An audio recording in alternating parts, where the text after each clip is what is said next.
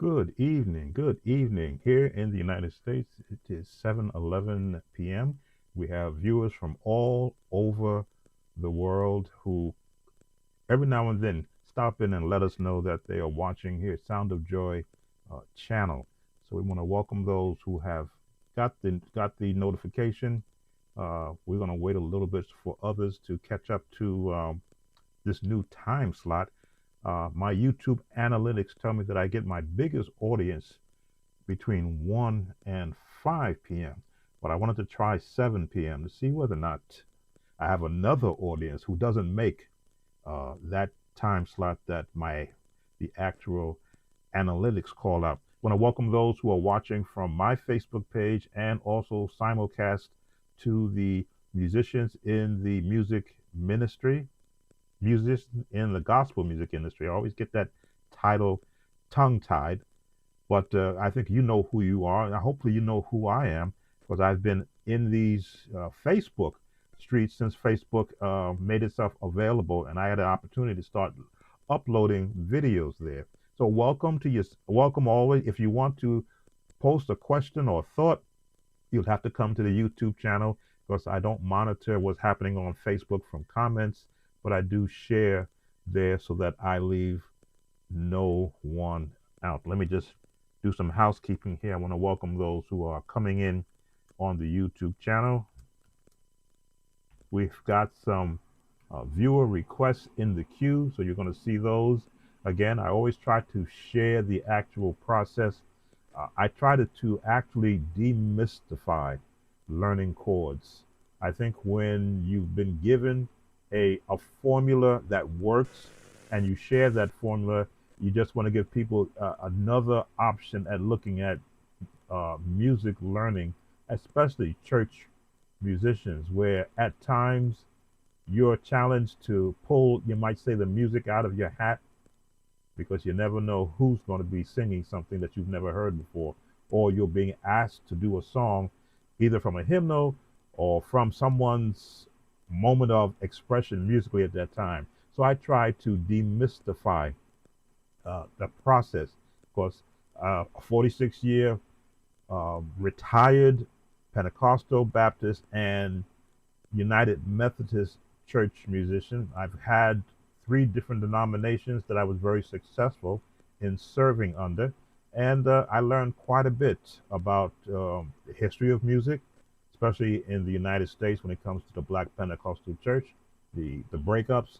I know there's a huge conversation in some quorums going on about Maverick City and the gospel music industry not being all that it could be. I've had my opening conversation on that. I had some more I want to cover. I'll see whether or not I want to revisit that as I look to see how others are actually commenting on it, but my take has always been church music is church music, gospel music is commercial music, music made to put money in the pockets of the creators, where the church music was music that was already pre made to service a church community. So, Sound of Joy is for servicing musicians who service or who give their service or get paid for their service in the church community. I'm not going to get you on Broadway. I'm not going to get you in the studio, well, per se. I'll show you how I would approach it if I were. But I try to give what you're going to need on the Sunday morning or afternoon weekday service so that you can support the local church ministry. Just watching to see how many eyeballs we have on us. I do see a count. I believe I'd welcome. Just a little more housekeeping for those who are coming in, maybe seeing me for the first time at this hour on a Saturday. I always like to make people feel free to, and I'm typing while I talk, comment, and let me know. Yes, I can type who you are and where you are from. Yes, you need to, from musicians in this day and age, with technology now being about asking the right question in the right way to get the most positive results you can get, you've got to know how to get that thought out of your head into your hands and into a keyboard. Yes, you can use a microphone. I've tested it on Chat GPT. It does work, but sometimes I'll change my thought and I got to go back and retype it anyway. So as I try uh, to navigate this current era of music creation and music playing and creativeness, I want to be a participant so that I'm not left behind. I want to find my place and see where I can help those who perhaps have with the word trepidation. You know, they're afraid of what you don't know. Well, the only way you can not be afraid of what you don't know is to immerse yourself in it and become educated. So I'm just having this opening conversation before we get into the music. And what I will do is let's change this page to this page. And we'll go look at the comments that we will be working from.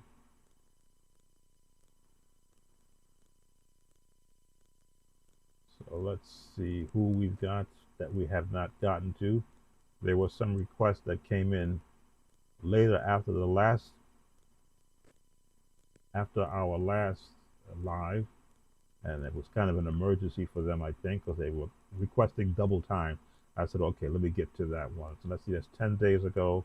These are all the comments, and I thank you for those of you who do comment. What you get to do is whenever you do comment, the YouTube algorithm looks at my page and says, hey, people are paying attention to this guy.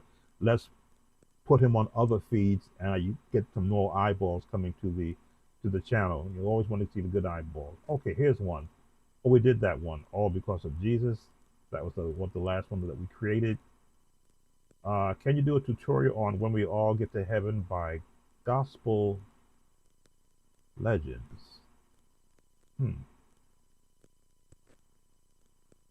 I don't know everybody. Sounds like a quartet. So let's change this. When we all get to heaven.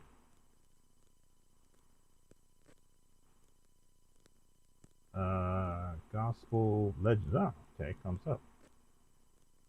Now let me just mute this real quick so that for on my last live stream, yes, I did get nine notifications that I aired music I wasn't supposed to. They weren't copyright strikes, but I left them up because I did always want to show the process. And let me know if you can hear me correctly. I've got a new wireless mic.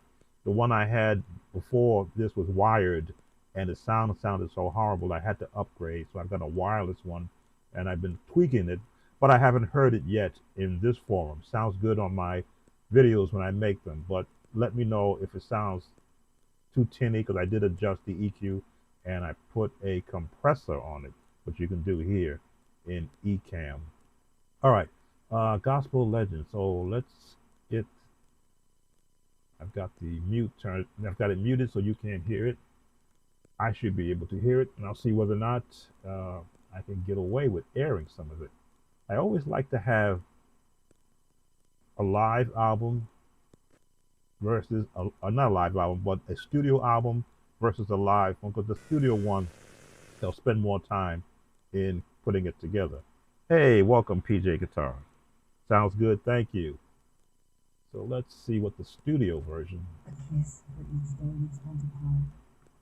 A kiss for every wound and terror. Okay, that's not supposed to happen. I'm supposed to be routing the sound into my headphones. Let's do that. I knew I should get to do something. Okay, this way I'm not picking it up on my microphone.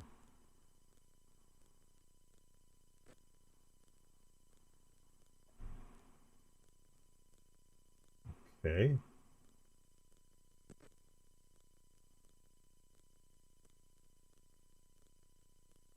Hmm.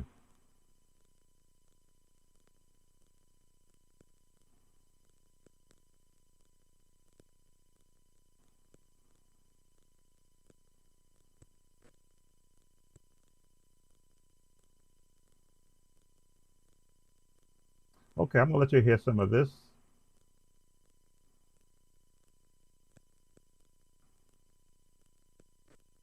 So that you can see how we establish the key it's in right away before we start learning the song. So let me go to, let's switch our scene to default. Okay. So now I can let you hear some, now that you saw where it's coming from. Let's let you hear some of it, and we'll get the key established first. Here we go.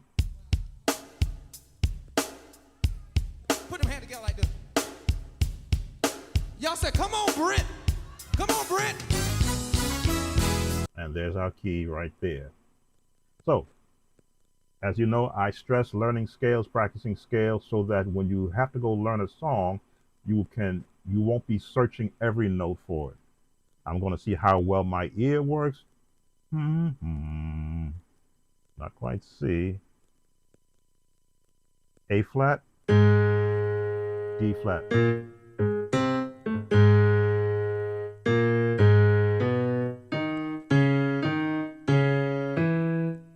Wow. E major. So you see I got the first note. Da, da, da, da.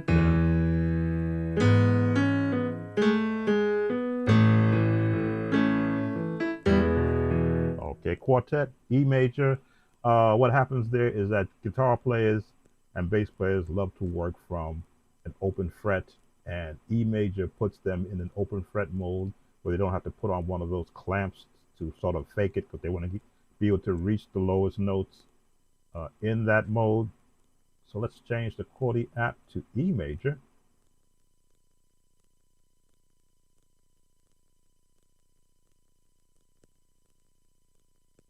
No sound.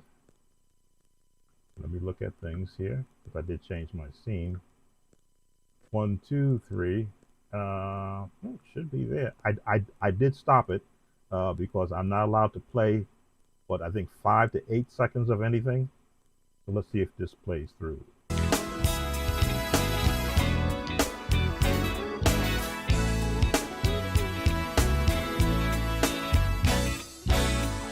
So I've got the first set of chords, the opening chord, and usually these opening chords will come back in the song.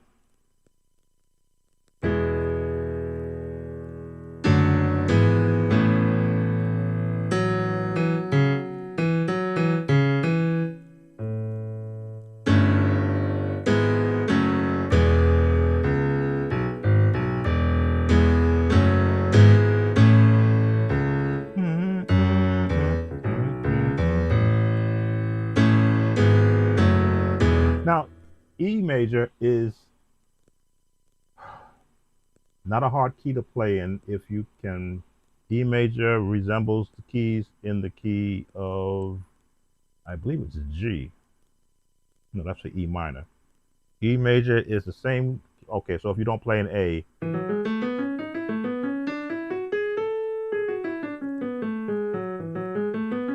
all right, so it is the same set of notes that you would find in the key of A major, which means that you have to have a good practice regimen so that you can feel A major chords, because they'll be mirrored when you go to E major. This key in E major fingering is the same fingering in A major.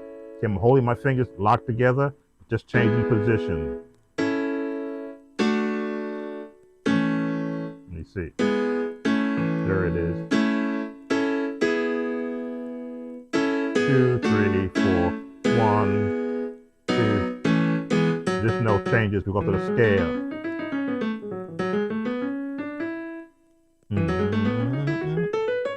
So what we're looking for, patterns. You want to establish where the pattern is going. And the pattern is actually being set by the lowest note, the bass notes.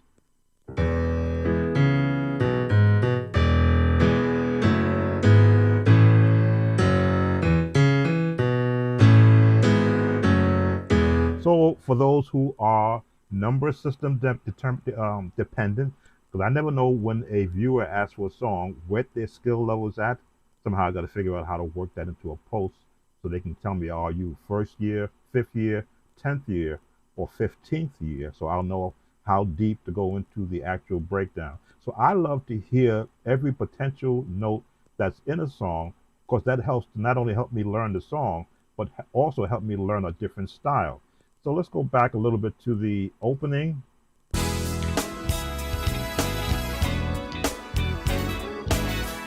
So they're holding a chord.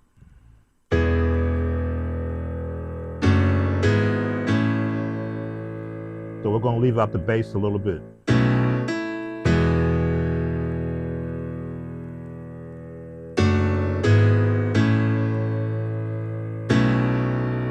So this note here is a flat 7. Yes, flat 7. 1, 2, 3, 4, 5, 6, major 7, flat 7, which is, and then because it's a flat 7 chord, a D, you play the notes or the chord structure that is in the D scale so that you can borrow those chords, because it helps to add to the chord.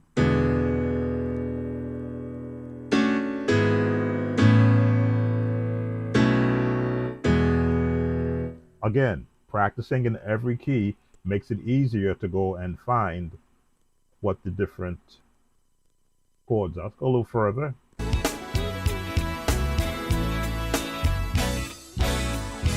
And on the 5.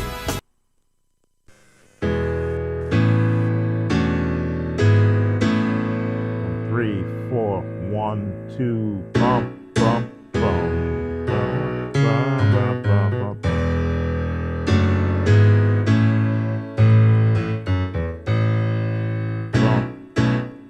All right, so that's going to come up later in the song. Let's go and get into the verse now. Y'all can get on. All right, let's get all the talk out of the way. Let's hear the vocals. Go back a little bit. Everybody help us.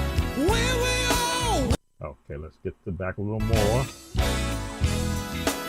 Go ahead and talk now. Y'all can get on your feet if you want to. Everybody help us. Where we all. When we all. Okay, so we'll listen to the chords.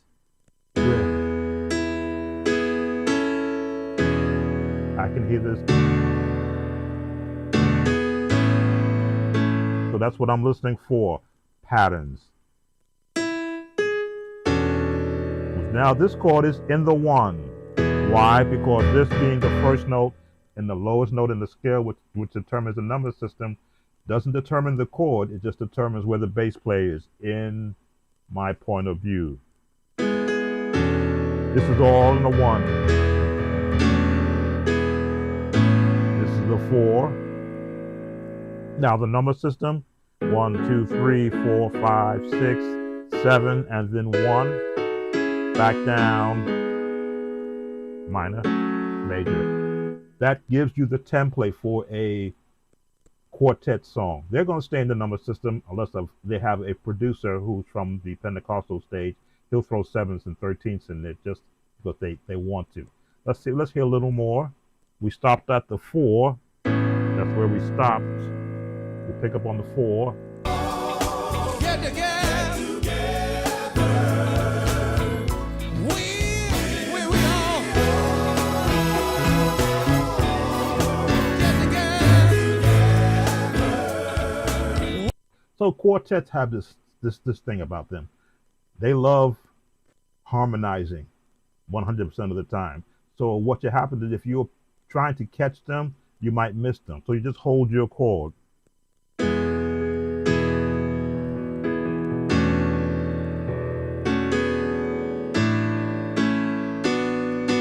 There it is.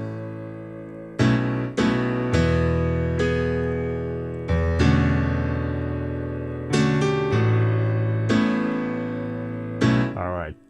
This is for the viewer who requested this song. A little bit more. What a time! What a time! What a time! I mean, you can raise your hand and say, "You think we having a time in here?" But say, "When we get down." Okay, there's the gospel chord.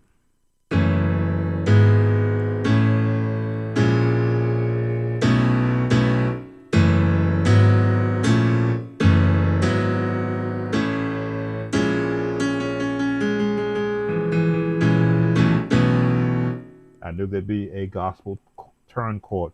This is not a traditional in a quartet song. So the number system, 2, 3, 4, sharp 4, 5. That's where the chord is going to lead you to.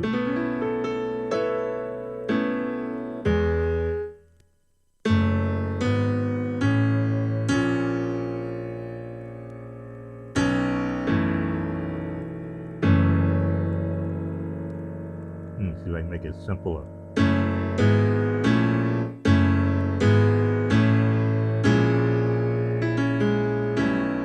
That kind of shortens it up. The full chords, of course, is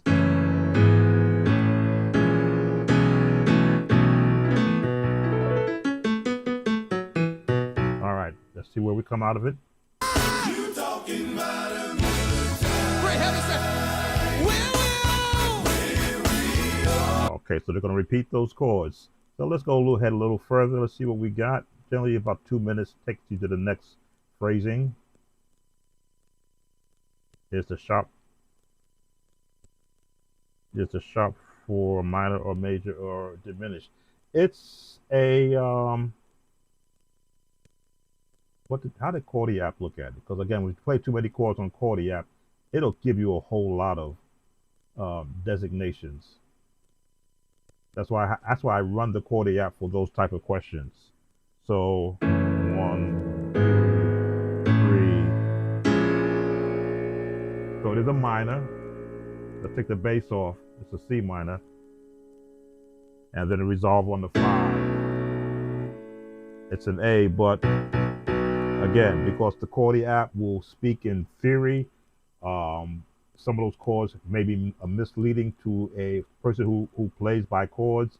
I play by melodies, chords, progressions, and passing tone, so I can hear every note and not look at an actual description of the note to say, oh, that's what it is. No, what does it sound like for me? So when I hear the walk up, now this could be a 6 chord in E major, right? 6 chord. But because I don't have that other note, it becomes a C minor because this note is missing. So if I put that note here, it becomes a C minor 6, C sharp minor 6, which would be generally right here or right here. But because, and again, that's one of the things about always try to share technique also. If you can play in C minor, you are playing quasi in the key of E major, because C minor and C minor and E major share the same notes. That's C minor. If you look at that start here, that's E major. They share the same notes, which means you can go in and borrow chords from there.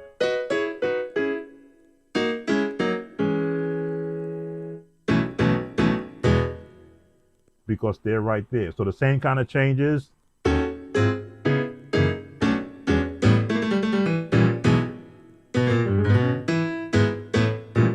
That's E major. But if you go to C minor,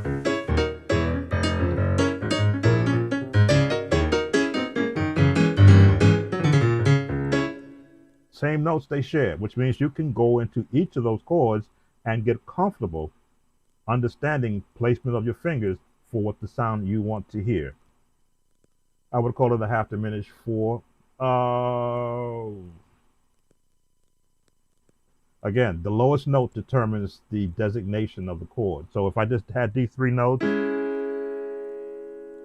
without the chord that they used, the minute you add the chord that they used, the name of the chord changes. It goes from minor, okay, to a diminished B flat diminished 7th chord.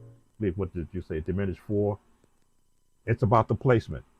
What inversion are you applying? I try to hear the song as it's being played, and then match what I can hear. So let's go. What we were looking for the next change. Let's see what we got here. To see Jesus, the reason why I sing like I do, they told me. Okay, so now we're in kind of a again, quartet music, they do talk. So we're in a loop.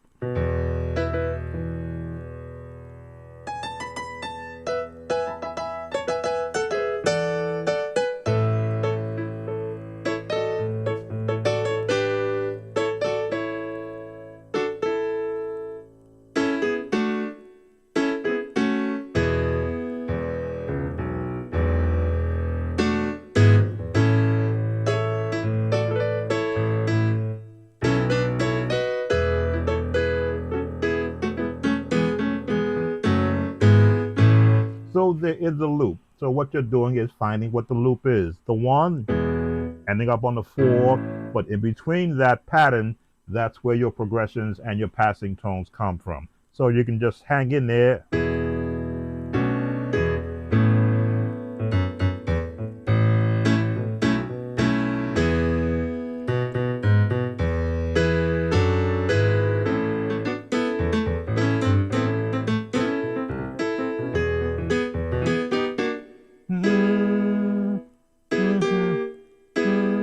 What's that I want to do?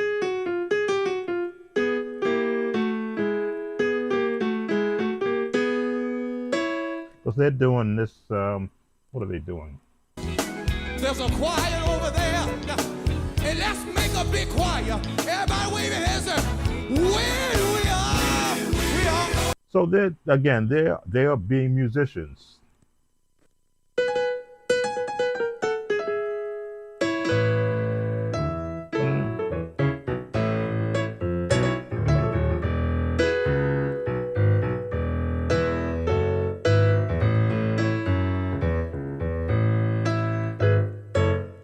And yes, if you practice scales on the left hand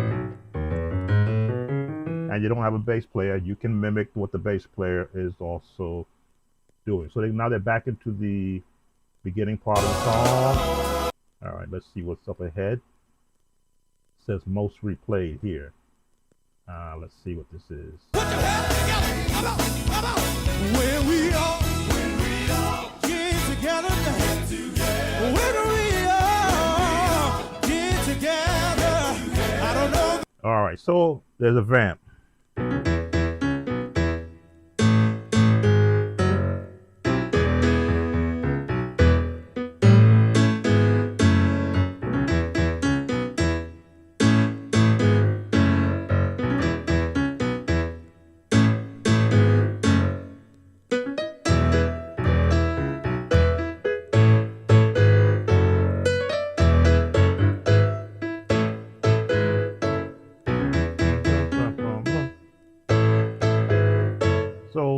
patterns. What you're listening for is what is the pattern that they're using. Let's listen. Yeah, I'm gonna get a copyright notification on this one too. About you, I'm talking about me. When I get over. Okay, I hear that.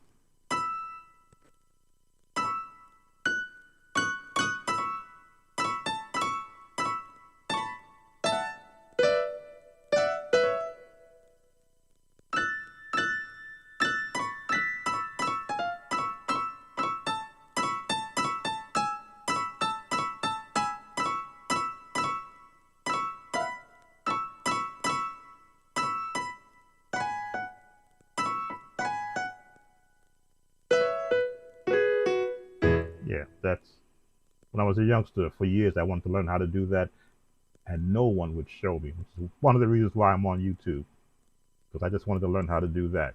So a lot of all that movement, that's the music tree. Music tree, is just such a word that goes on in the quartet type of song. With Jesus, get over there. All right, let's go ahead a little more, see if they come out of that loop. Misunderstood, but that's all right. That's all right. That's all right. That's all right. I can't wait. All right, they're still in that loop. They're still dragging on a little bit. Let's see what else we You got. wanna wave your hand, wave your hand. Okay, still in the loop. Well, not say the loop, but in the chord structure. Not ashamed, yeah. All right, so this brings us to the end. I haven't seen a notification pop up yet that YouTube is listening to me. I generally get that in my email. I don't see it yet. In my Gmail, I don't see it yet. So the chords are circling around the 1, the 4, the 5, the movement. Let me see.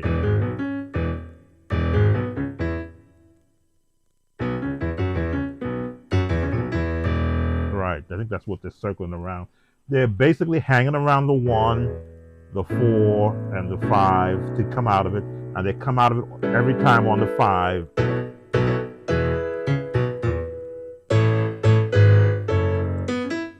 And they're using the major scale, especially for the bass notes, to set the actual pattern for the song.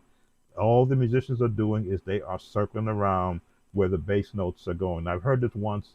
I saw someone talk about if you want to learn a song, learn the bass notes. I could never figure that out because the bass notes never play chords. But from my standpoint, what scale is it in? What style of song have they selected for the song?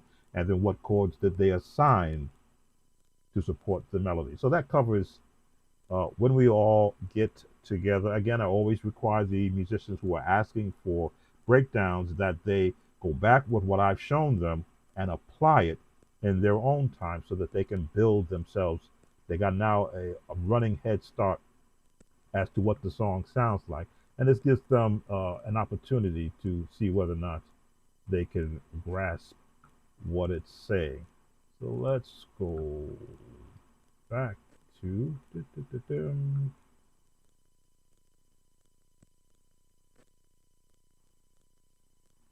had to change this page when I opened it up. Okay. Yes, I have COPD when it comes to presentation. All right, so let's go and see what's next on the horizon.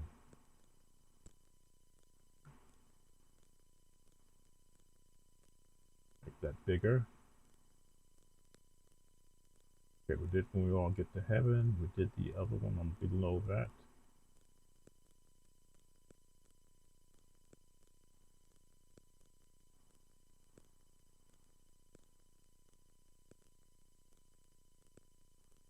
In the key of okay, that's the same song which we did. 90s for million single musicians in the band. All music is there. Okay, that's breakdown we did. That's it? That's all? Did I get to them all of them already? I thought I had at least 4. This is going to be a short stream. Let's see if you have any conversations. Going back to make sure I didn't miss anyone, because sometimes I do. Get back to my piano practice. Study, clean up. 3 weeks ago. Yeah, that was done. Okay, we're all caught up. Wow. Now that's a good and bad thing, because it could be a good thing that all the musicians are learning my process and they don't need me, or a bad thing that they're not. They found somebody else, someone else to teach them their songs.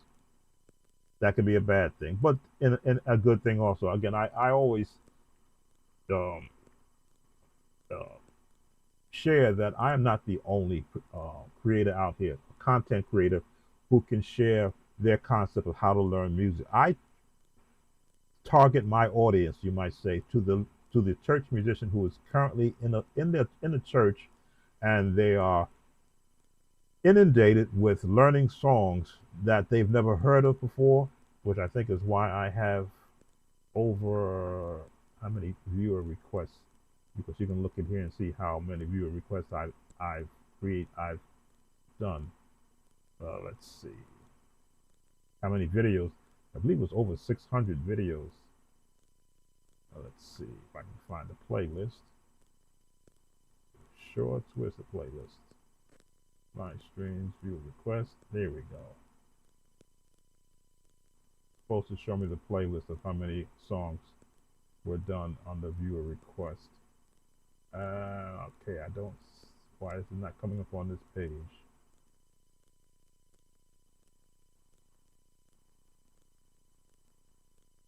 They must have changed something.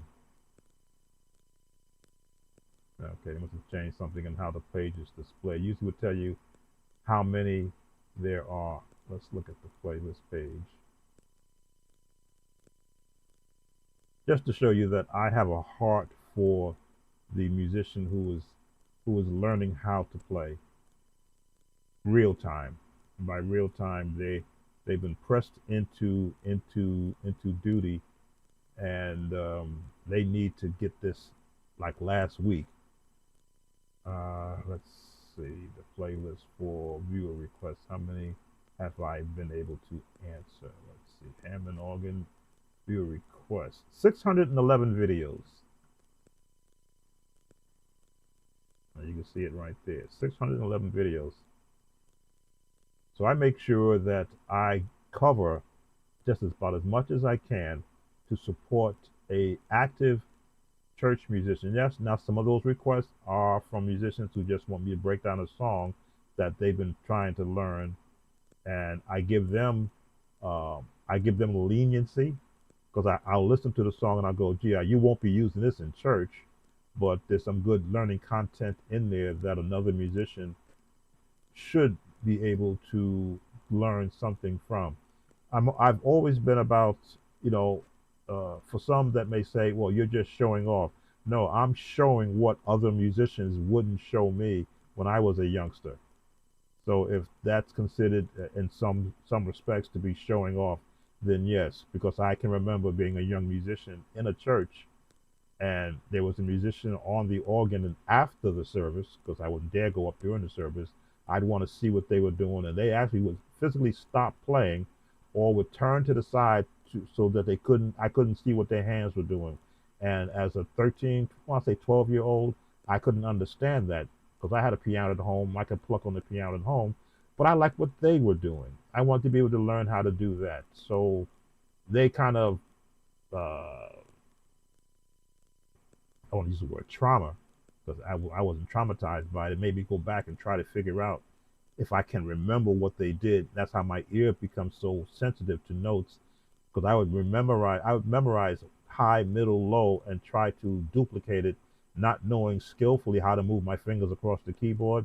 It wasn't until I invested in chord books, which I have. You don't see them up here, but I have dozens. I have maybe half a dozen chord books showing how to form your hands on the keyboard to play these chords that you see Chordiac names out. Because I would buy music books, gospel music books, and I go, oh gee, what's a A7 flat 6? I go get to the chord book to try to figure out what is that chord, see how it's fingered, and then I go, oh, I play this chord. That's what this is. And then I go to the next song. And then all of a sudden, by memory and muscle memory, any song I heard using those chords, which is what you hear in gospel music, they're all borrowing the same chords. They're just repositioning those chords. Now all of a sudden, any song I hear, I determine, oh, it's gospel. Oh no, that's a hymn. No, that's classical. No, that's um, Caribbean. You know, when they start to do the boom, ba, boom, ba, boom, ba, boom, ba. Then I know, oh, they're in the one, they're in the four, they're in the six. For those who use the number system, I call it A flat. Six would be F, three would be C from the key of A flat. So as I began to apply the theory of music to what I've already known and then to what I'm learning, all of a sudden it's like, oh, they use these same chords. Hawkins uses these chords. Andre Couch uses the same chords. Kirk Franklin uses these chords. John P. Key uses the same music. They're all using the same chords. Thomas Whitfield uses these chords. Nobody's using his chords. Okay, I got to learn that style. But then I get to uh, Hezekiah Walker. He's using these chords. Now John P. Key is also using the Hezekiah Walker chords. I'm like, oh, okay, so everybody's hearing what everybody else is doing. They're repurposing the same chords in their music. So now it becomes a lot easier to learn. So when I listen to a song that's from before my time, the old gospel, I said, okay, they're going to be in the one, the four, the six, if I'm lucky, and then back to the one, which is your quartet sound. Of course, hymnal music, that's a whole different world. That's classical playing, which a lot of musicians, unfortunately, will not get a chance to participate in that. But of course, I put hymnal music on this channel so that you can see how it sounds like from a hymn standpoint, and then when you sprinkle in the gospel sound. And I think that's part of the conversation that is currently still going on. Well, what is the gospel sound, and is it dead, and can it be revived, and what should we do?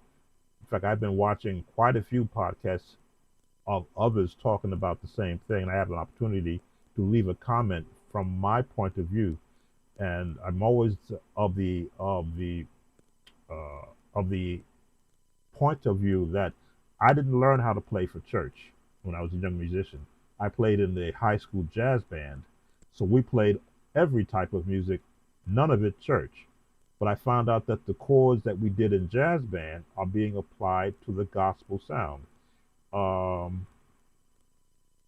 Because I have time to talk now, and we only have two people who are watching us, and of course those who are watching from the YouTube, that's me watching from the Facebook pages, both my home page and musicians in the gospel music industry. When I got my opportunity to play in my home church, they were doing hymns and anthems. They weren't doing gospel because the current musician at that time was a skilled pianist. You put a hymn book in front of her, she can play every note in the hymn book. You put sheet music in front of her, she could play every note on the sheet music.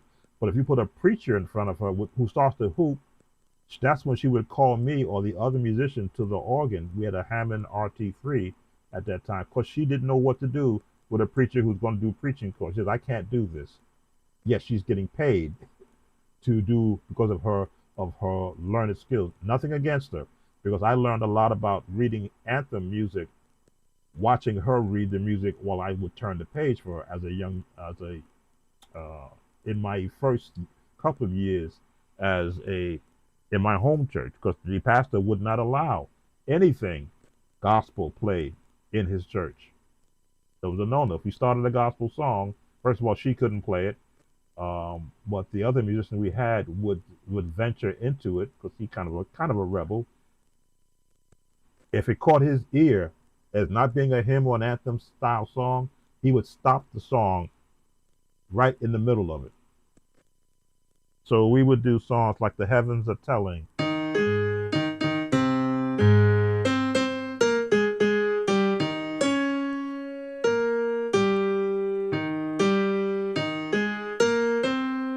That may not be the key, but that's the melody. So she would go. Let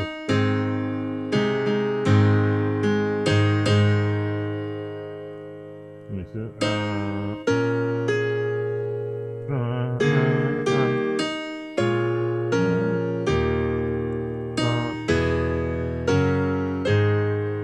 So that's how she would play it from the sheet music.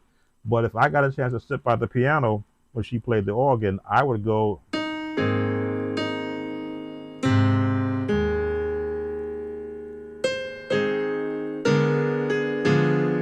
diminished chord,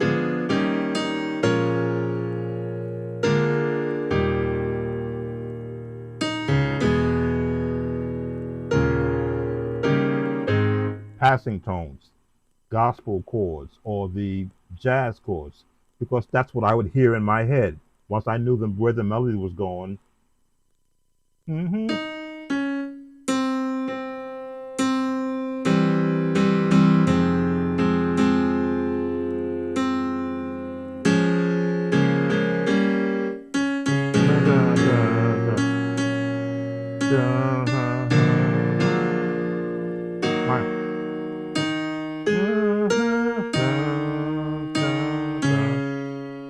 E major.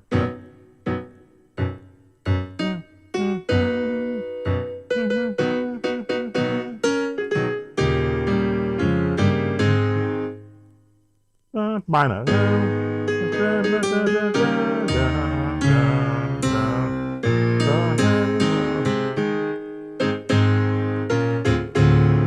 So musicians of this era will never touch that song, never, because no one is going to go dig it up, anthem out of the sheet music, train the choirs to sing 4-part harmony. But just in my learning that from a trained piano player, I was able to now improvise, which is what jazz does. They improve, plus or minus, on what has been the actual template is. And sheet music is just a template. It's a guide for the musician to be able to go from one part of the song to the next. So when they say, well, is gospel music, we need to go back to the gospel sound. Well, gospel sound was the introduction of jazz skilled musicians into the church world. Introduction or the influx, maybe the influx. We often say, well, Tommy Dorsey is the father of gospel music. Well, he wasn't received from what I've been able to glean, not just from people's conversations, but from doing my own research using this great tool called artificial intelligence, to where you can now do a search and it'll search out all the resources that has been programmed into it, just to get another point of view that's not saturated by personal feelings. I find that if you take feelings out of all the conversations, you can get an understanding. And I'm all about getting an understanding. That was the one thing I didn't have when I was a musician learning, is no one would show me why they formed this chord and why they would place it over this melody and what they were doing to make it sound so inviting. Then I began to get understanding of the modes of music, the major mode, the minor mode, the seventh mode, the augmented modes. I'm like, wait a minute. That's all it is? One note change? One note from a major scale to a minor scale? Two note changes, and now you've got an augmented chord or a half diminished chord? That's all it is? They couldn't share that with me? That's what I do here at Sound of Joy. I take off the mask that has been, that musicians will wear musically to say, well, if you just keep playing, it'll come to you. I'm like, no, it's just music, nothing serious. Now, if a younger musician has more width, length of their hands, if they can stretch across more notes than you can, then they can get these chords. Let me see.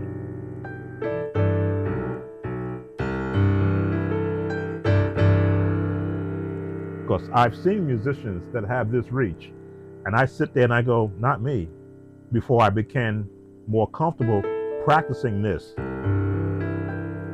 And then I learned the concept of, well, just roll it and use sustain,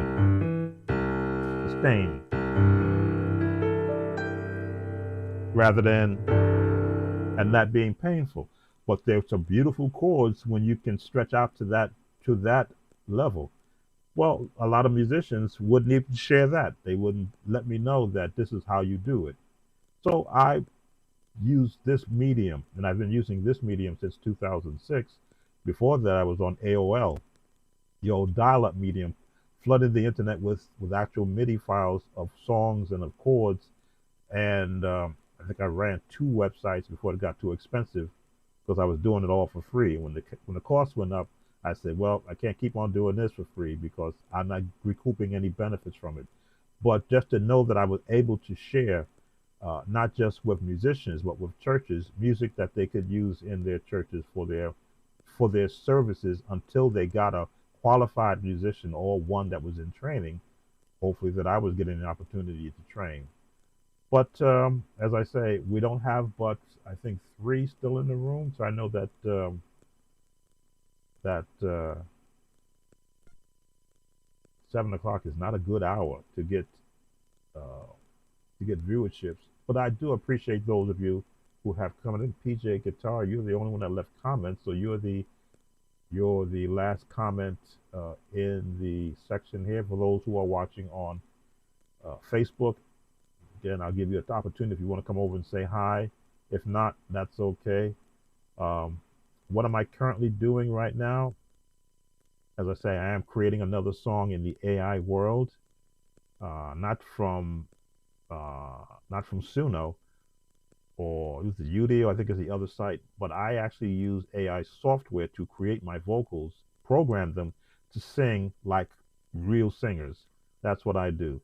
So there's a song that I wanted to show the process of taking a song and creating an entire song with programmed vocals. So I still have that project that I'm working on, and I just finished a lesson for my Patreon membership, patreon.com. You see my name there. That's where the members can join, support me monthly, and get access to me directly without going through YouTube, and get all of the stuff that I can post there that I can't post here on YouTube, helping with their instructional learning. So I just posted a lesson using a stem file from Dorinda Clark singing, what's that song she always sings? The Grace of God, and Mike Burrell chords. He was playing for her on a file I saw on Instagram. I snatched it up, ran it through my Logic Pro, separated the stems, created a lesson, and showed those chords that were prominent in that production, and then provided the stem of the vocals and the stem of the chords for the Patreon member to practice with as their own reference. And that's the one thing that I stress for every musician. As you are um, learning from all these content creators, not just me, but create your own library. Invest in an additional hard drive, probably 2 terabytes or 4 terabytes might be good. And everything that you could possibly download, even here on YouTube, you can download any video I have on YouTube. Download those videos, start your own library so that you can have access to whatever you might need in any given moment. Well, I'm going to bring this stream to a close. We just have another one join us. Thank you for coming. I'm not sure who you are. Thank you for the like. The likes always help. I just put that video up there, sharing the like, share, and subscribe, just so that I could clear up some space there for how my camera looks. But again, Sam Tolbert, Sound of Joy Music Services, we're here to support you, the musician, in becoming the best musician you possibly can.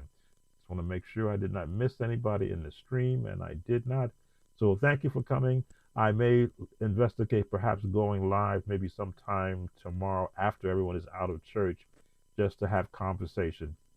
This gospel thing is still, this gospel versus Maverick City, or the style of music that is prominent and is prevalent, shouldn't sit, let me see, shouldn't be looked at bad by anyone, because gospel music is commercial. It's commercial music.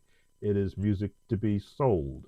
It's good to use it on a Sunday morning or for a concert, but it is designed to sell. Back then, cassette tapes, albums, CDs, and now it's streaming. Should be no real discussion about it, other than people's personal feelings that somebody's stealing something that that don't belong to them. Nobody owns music. I've often said that. Every chord I show, I don't own it. You'll never hear me say you can't play my chord. And if somebody plays a chord and I hear it, they don't got to tell me what the notes are. I'll find it, probably in seconds.